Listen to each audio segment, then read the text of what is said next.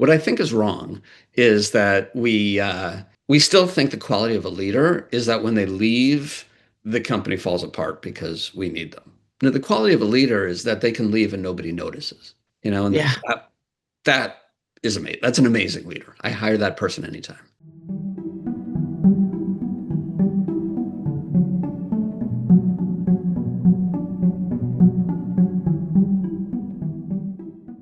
Welcome back, folks, to the Executive Exhale podcast. I'm really excited to have a coach colleague of mine, professional colleague of mine, Jeff Matlow here, who's calling in from California, one of my favorite places on the planet. Anyhow, he's a three-time entrepreneur and executive leader, as well as a published author and keynote speaker. At his last company, when his last company was acquired by Gannett USA Today, he began a career as a leadership coach, helping people avoid all the mistakes that he made in his career. Good on ya. That's a big job sometimes for some of us. He works with new leaders at Fortune 500 companies, as well as growth stage entrepreneurs and their leadership teams. His focus is quickly transforming individuals and teams into the highest performing units at their companies. He's been trusted by leaders at companies such as L'Oreal, Porsche, Citi, Kraft, Sony, and many, many others. And he's also the author, and I love the name of this, the best leadership newsletter ever. And the best leadership podcast ever, which, by the way, if you've not actually heard, I will have the show notes, will have his link to his podcast. You really do need to go there as well if you're into the leadership content, which it is insightful and it is pretty darn hilarious. So I have listened to a number of his episodes. So welcome to the podcast. I'm happy to have you. I'm ecstatic to be here, Tammy. As you know, I have stalked you in the past because I love your podcast. It is probably my most favorite leadership podcast. I certainly appreciate that feedback. Thanks so much for that. I appreciate it. Well, you've built companies, you've sold companies, you've coached leaders at really high named, sort of high ticket brands, and you've got this newsletter. But I'm just really curious so that folks can get to know you as a person. What prompted you to do the work you're doing? Like, what is it that you do now, first of all? And what prompted you to do this work? You know, I might cry. Is it okay to cry on Big this? question. Absolutely. Yeah. Um, Absolutely. so I made a lot of mistakes, as you said in Mm. the intro. It took decades of mistakes. I made all of them. And so essentially what I do is I help people avoid the mistakes that I made Right. throughout my life. And why do I do it? Well, the way it started is probably through a bit of imposter syndrome, right? Right. Like I've been an entrepreneur for the vast majority of my life. In fact, I started my first company when I was 11. Mm. In the professional, post-college world, I was 27 when I started my company, and so my first company. And so my experience at larger companies was limited, and so Mm. I felt like I was reinventing the wheel, and I felt that I wasn't doing it right. And then I got acquired by large companies and realized, oh, wait, I'm doing it better than them. And as I continued to move on, I began to recognize that uh, there's a lot of humanity out there, right? A lot of people Right. who are just kind of not doing things in a most effective and efficient way. And in fact, one of my friends gave me a great analogy is when you're working on your job, you're living inside the pickle jar, right? You Yeah. can't read the label on the outside when you're inside the pickle jar. So I'm the pickle jar label reader, Gotcha. and I can come in and help them understand where their strengths and weaknesses are, where they need to change, where they need to improve. And I do it pretty darn fast, right? I've had a lot of experience in addressing these. As the saying goes, I've been down in the hole, I know the way out. Yeah, you have to know, you have to have been in the trenches to know how to deal with the trenches. So it's good that you have that experience you're bringing to you. And you call yourself the leadership therapist, which I love that acronym or that moniker as well. Yeah, so my clients actually call me their leadership Okay. therapist. I'm hesitant, like let's put an asterisk is I do not have training as a clinical therapist. I have an undergrad degree as a psychology major. I have a psychology of leadership certificate, and my mother's a therapist. So I grew up the son of a therapist. Mm, I more importantly, I believe the way somebody does one thing is the way they do everything. Right. So the way that you're interacting in the office is the way you're going to interact at home.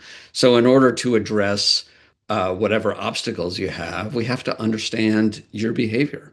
and sometimes that gets to uh, behavior as a child or what your parents did or things like that that help define who you are and how you interact with others. And so yeah. Yeah.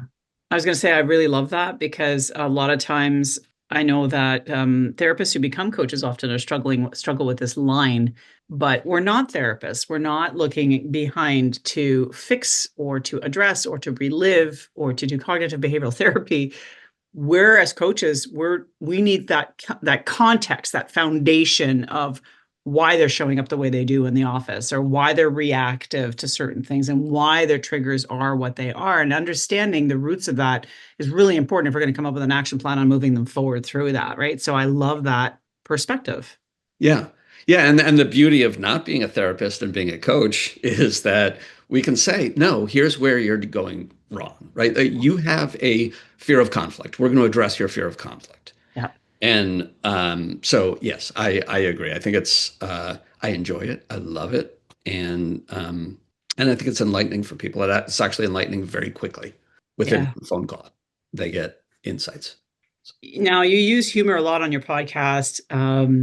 I love the humor that you use, and I wonder, and you talk about using this in the leadership space to maybe, downregulate some of the anxiety or the stress in the office. And I'm wondering, do you ever get any resistance to that? Because I know for me, when I brought humor to the office, I would sometimes get this is a professional environment. Like, can we not? And so I wonder how do you deal with that if there is resistance? And do tell us about the benefits of humor because I really think, especially these days, we really need it. We really need humor to bring us to that sort of center core. So tell us more about that. Absolutely. Well, listen, the when I left my first job to start my first company, I remember saying to myself that I will always do what I love, working with Mhm. people that I like working with, right? And I made that commitment to myself at 27 years old, and I've never forgotten it. So when I work with clients, like if you want to work with me, this is what you get. And part of it is a lightheartedness, but it's not, um, I know when to be lighthearted and when not to be, right? Right. Yeah, most of the time. Don't ask my wife that question. Uh, but it is like it should be fun. Leadership should be fun, right? And so I always want to bring some of that fun and smiling to it all. And when it comes to my podcast and my newsletters, so I think 99% of leadership books, leadership newsletters, leadership podcasts are boring. I think Mhm. I can't get through most leadership books. And so I wanted to create something that people would smile at, right? Like, let's have fun through the learning process. And so I think humor is very good, especially in when it comes to tough conversations and making sure people feel comfortable, psychologically safe, to express themselves. Because I do dive in deep. One of my clients who actually I don't know if we want to bring this up, between Canada and US, but he's involved. He's a higher up in Right. government, in the US government. And Mhm. he said to me that he tells me more than he tells his wife. Right. And so there's good and bad there, but it's just that psychological safety. Oh, the amount of humor we're using up here in Canada, you have no idea. Like it's fantastic. Yeah. Let's just put that out there. Yeah, right. What I love about the use of humor is it brings the humanity back. Because I think a lot of times as leaders, especially in the C-suite, I find that they take themselves a little too seriously sometimes. And I feel like the humor allows to sort of crack that sort of coding that we have around ourselves, that protective mechanism, and allows us to show our humanity a little bit. And a really nice side effect to this is, as you just sort of pointed out, is you're building trust and building relationships and with people that report into you and that you want to achieve some sort of loyalty and you want to bring people along, and the only way to do that is for them to relate to you. And if you're just this stuffy CEO or CFO, I mean, who wants to follow that, right? If you're just some stuffy person, if all we do is fear you, what's the point, kind of thing. 100%. And Yeah. listen, we all have ego. I Yep. deal with people whose ego might be a little more of a driver than for others. And Yep. so it's really important for me to be able to break that down a little bit right? Yeah.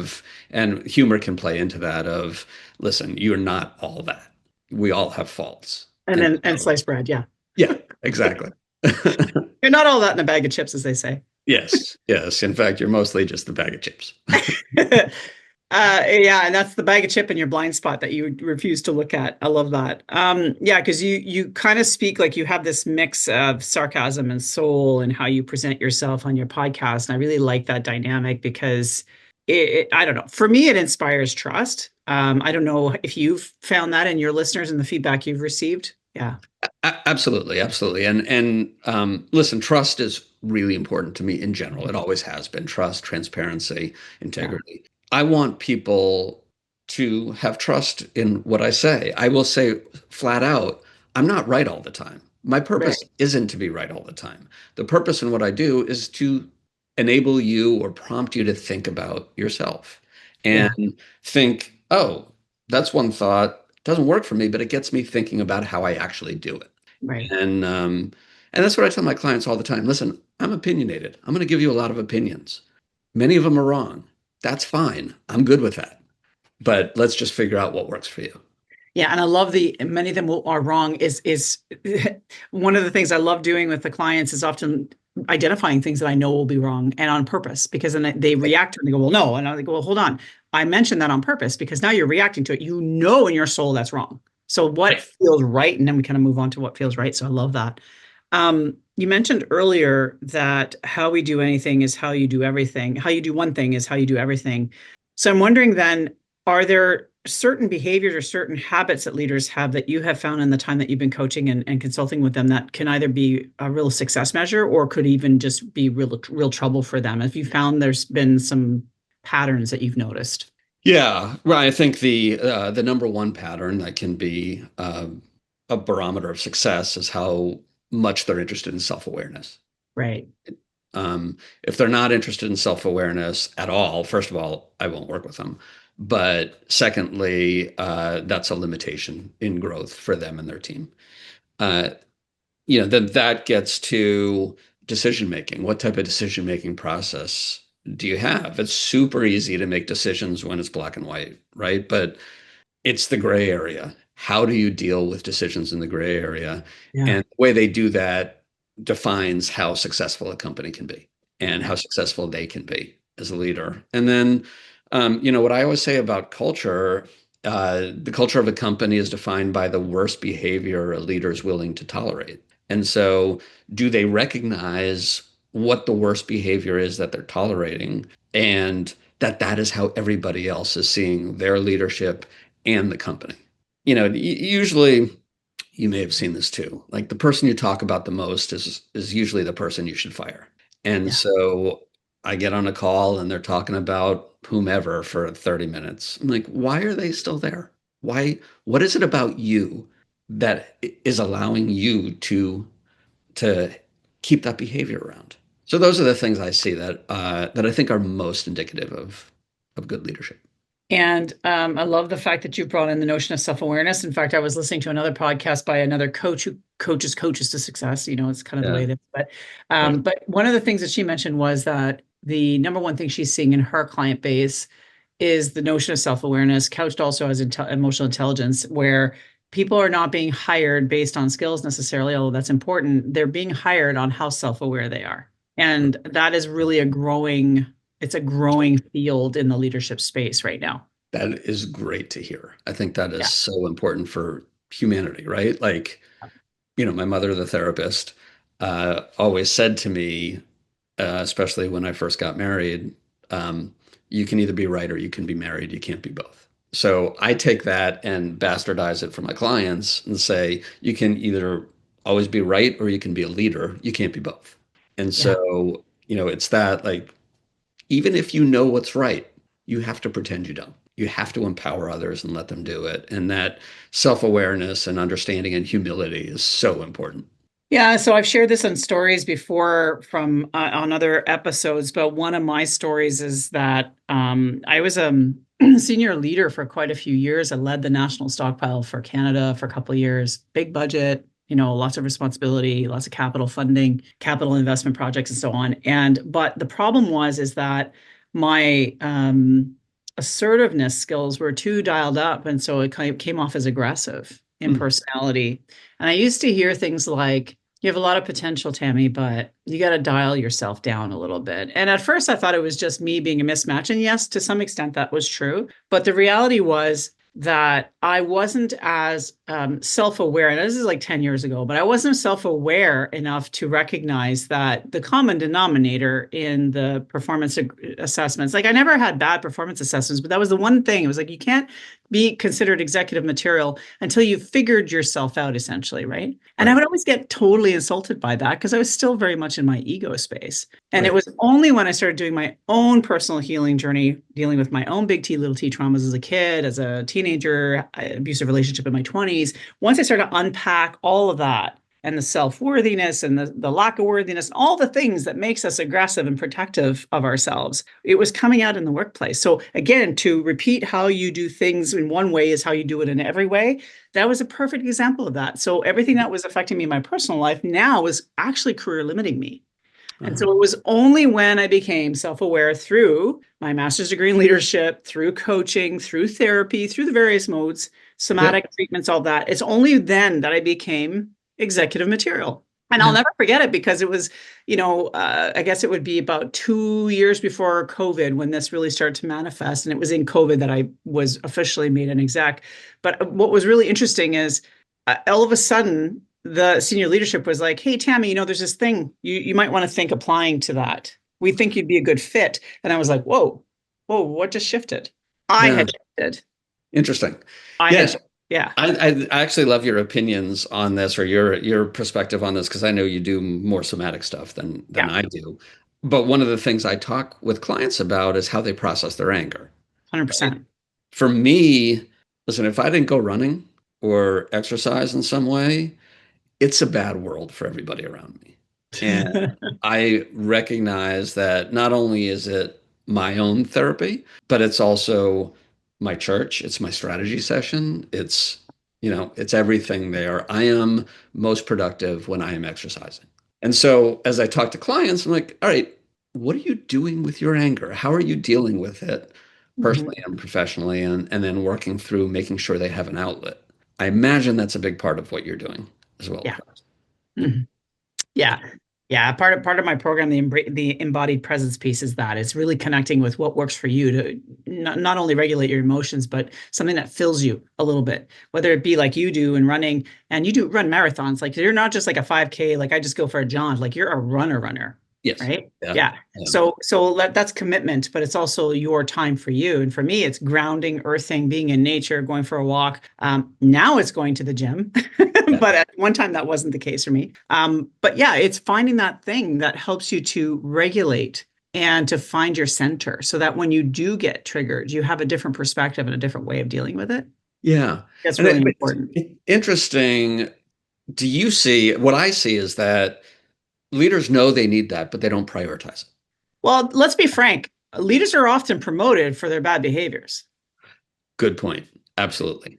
Like We they're value bad you can behavior. be toxic and you're Yeah. getting shit done, so you get promoted. Even so, you've left a trail of tears behind you, and I shouldn't use that language, but trail of bodies behind you. Yeah. You know, so so I think that there's a lack of self-awareness because, well, it's working for me. I'm getting promoted, so why should I change how I behave? I'm just driven. I just Yeah. get shit done, right? Right. And so, but they don't Yeah. realize that they can be part of the problem as a result, right? Yeah. 100%. So true. And that's a great perspective on it is that we do value bad behavior in At corporate times, America. Yeah. yeah. Um, yeah, there's a whole article podcast episode that's going Well, I mean, to to be fair, I do see a shift in certain sectors, like in the healthcare sector, where my colleagues are still at. I am seeing a shift. There is really a drive towards more emotionally intelligent leadership. I'm being brought in for resilient sessions and helping leaders to self-regulate through breath, which is not something we would have ever seen in a government context 10 years ago. So I Yeah. feel like as we start to look into it, public sector tends to be a little bit more forward in this because they have a bit more of that lens, at least in Canada. And corporately, I think they're still catching up. But I think Those companies that have really embraced this, though, are the ones that really have successfully seen their bottom line improve. We know that's in the data. Yes, It's in the 100%. data. Yeah. What's one leadership cliche you wish would disappear? You mean an action or a wording? Whatever you choose. I guess I'm going to stick, since this is top of mind, the cliche of, uh, I don't know if this is, you have to work all the time Oh to yeah. uh, to be great. I think that's unhealthy. Mm, I actually think that the new generations coming up, the Gen Zs, probably Gen Alphas, are going to change that because, right. especially post-COVID with remote workforce, it's I'll do the work in my time, in my place, where I want, when I want, and I'll meet the deadlines, right? But you're not going to tell me what to do and how long to do it. You just tell me what you need to be done. And so I think that needs to go away. I think the cliche of that's still around of like the result of the Mad Men um, attitude of the leaders, the top. What I hate is that we still prove hate is a strong word. What I think is wrong is that we still think the quality of a leader is that when they leave, the company falls apart because we need them. No, the quality of a leader is that they can leave and nobody notices. And Yeah. that is amazing. That's an amazing leader. I hire that person anytime. So I think the old school kind of mentality of leadership needs to Needs to change. change. Yeah, and that's become cliche. Generational challenges are definitely a thing right now. I'm seeing that where I have some Gen X um, clients who are struggling with the new team members who don't seem to want to work as hard. I'm like, no, they just Right. they have a different priority. They work just as hard. They have an ability to get things done very quickly. Yeah, And I remember even myself as a Gen Xer, I remember coming into, so I came, for those who don't know me very well, I worked in my first career as a registered nurse in an emergency room, very busy. You're on your feet for 12 hours. And then I went into the public service.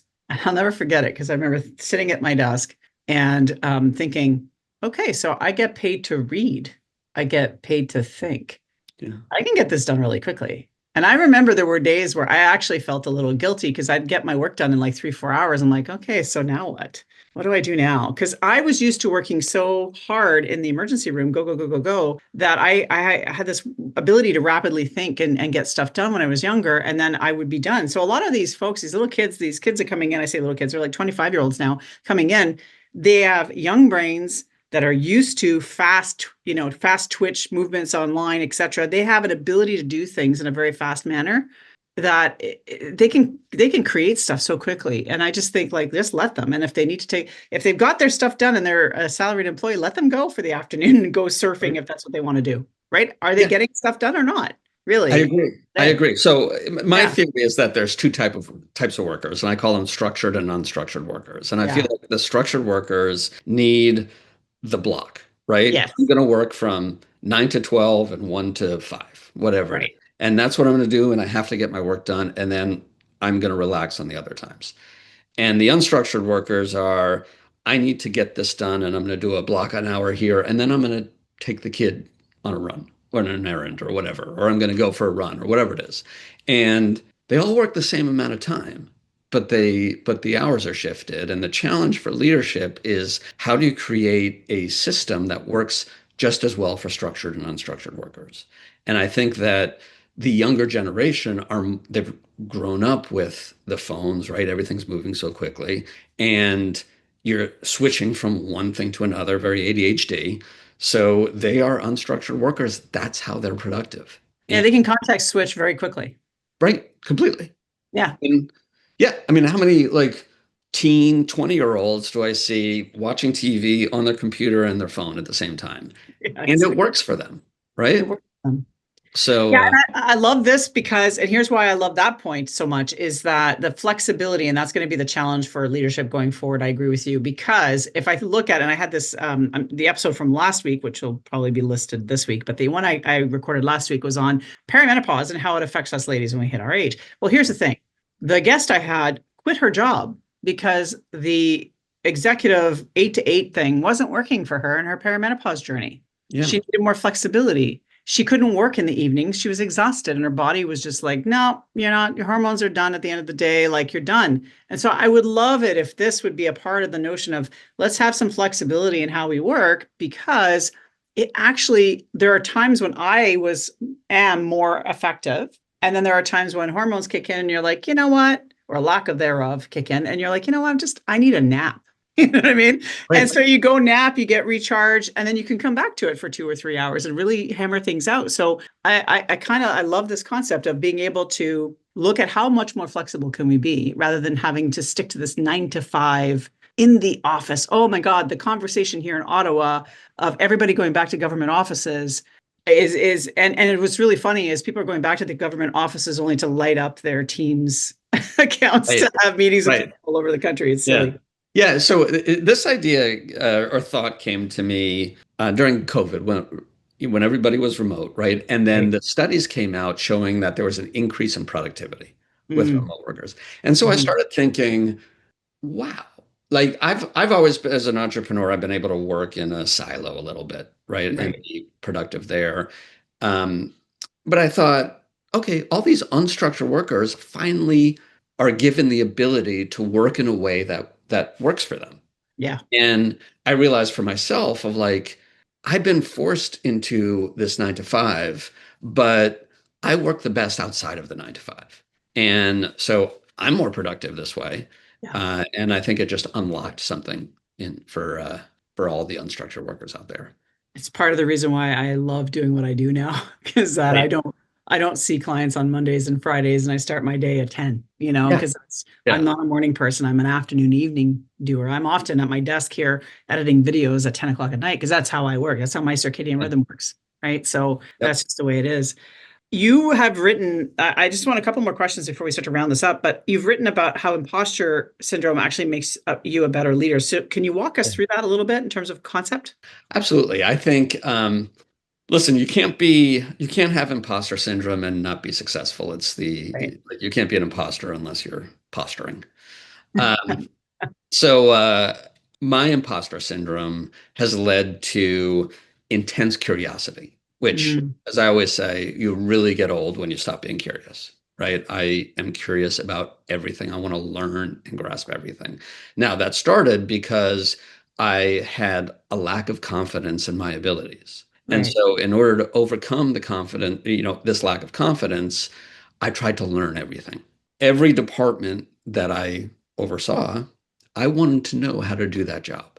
Now, maybe I didn't get in to the very, very depths of the job, but I knew a lot more than the average person, right? I made sure I did so that I can effectively manage those people and understand if things weren't going in the right way because I didn't trust myself. In the end, what has that led me to? Where I am now. I know a lot about every department, right? I'm helping running the tech team. I'm organizing a product management team there. I'm running operations over here. And it's all really, really comfortable for me, all because of imposter syndrome that I Right. didn't want to do it. And in fact, all my knowledge and thoughts about leadership are because I've continually watched other people and how they do it. I listen to your podcast, and every time I'm learning something new about myself, which then I Mhm. can reflect on other people. And so, listen, my imposter syndrome is my greatest obstacle and my greatest power. It's been mine as well. And imposter syndrome, I think, is something that high performing leaders are particularly plagued with. Because you're Right. always second guessing yourself. Am I doing the right thing? Am I doing the right thing? And it just means you're a great leader because you're questioning things. You're constantly questioning. And I think Absolutely. that's when my clients get a little bit hung up on it. It's such imposter syndrome. I don't understand. I say, well, let's work through the anxiety and how to work you through the anxiety when you have to do a big meeting or a big pitch. But at the end of the day, that just means you care. Right. Just means Right. you. And I think, the way it manifests itself is super important. And for Yeah, people, like if we just call it anxiety, right? A lot yeah, of people get held back by anxiety. 100%. For me, I think with imposter syndrome, it's really anxiety where you lean into it. Like Yes. if I am nervous about something, if I we were down, I was down in Costa Rica with a family, and it turns out they have this zip line that's the highest zip line in whatever, Central America. And I'm not so big. I don't mind heights. I don't like falling from heights. Right. And so the fear of that falling from the height got me a little nervous. And so I Yeah. had to be the first one because I knew if I stood there and watched everybody, I'd freak out. Yeah. So, and that one's about fear, but imposter syndrome is around the same thing. Fear of not being liked, fear of, not being good enough, whatever it is. And how was that ride? It was awesome.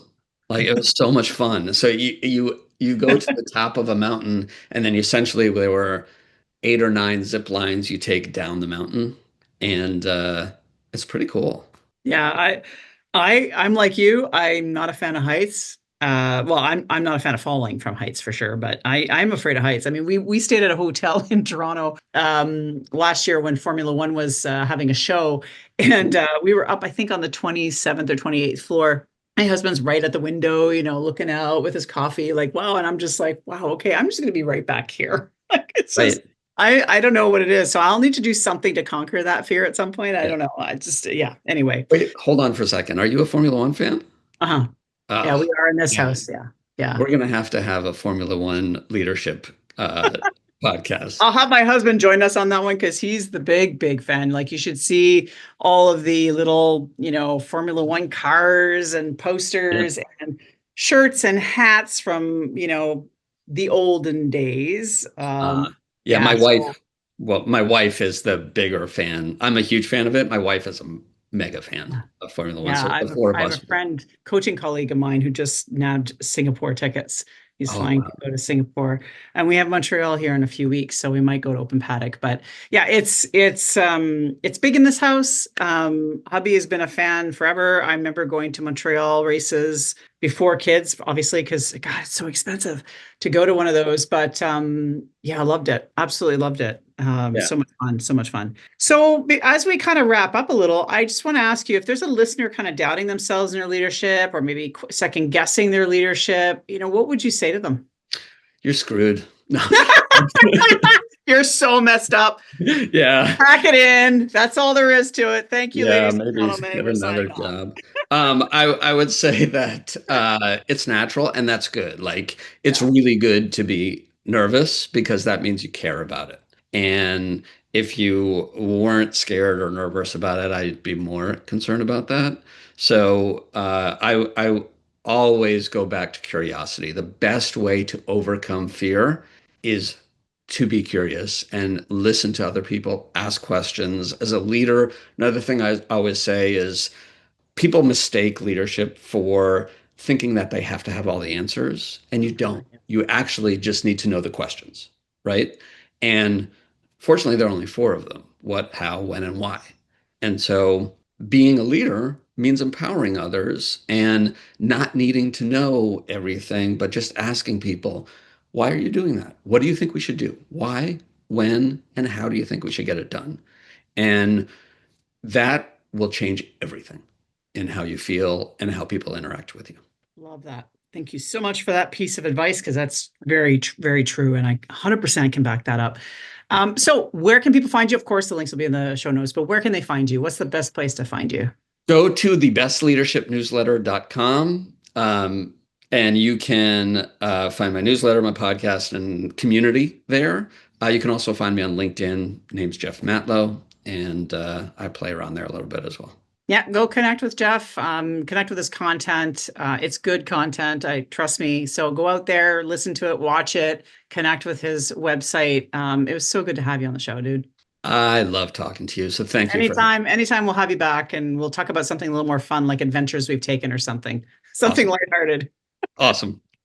Awesome. Thanks again for being a part of this channel. And for folks, if you've made it to this point, again, thank you for listening, watching to the Executive Exhale podcast. So appreciated. If you got anything out of this, you know the drill. Like, subscribe, follow, comment, all the things, because it helps this channel get to other leaders just like you who might need this content. In the meantime, folks, until next time, stay grounded, stay inspired, and remember to exhale.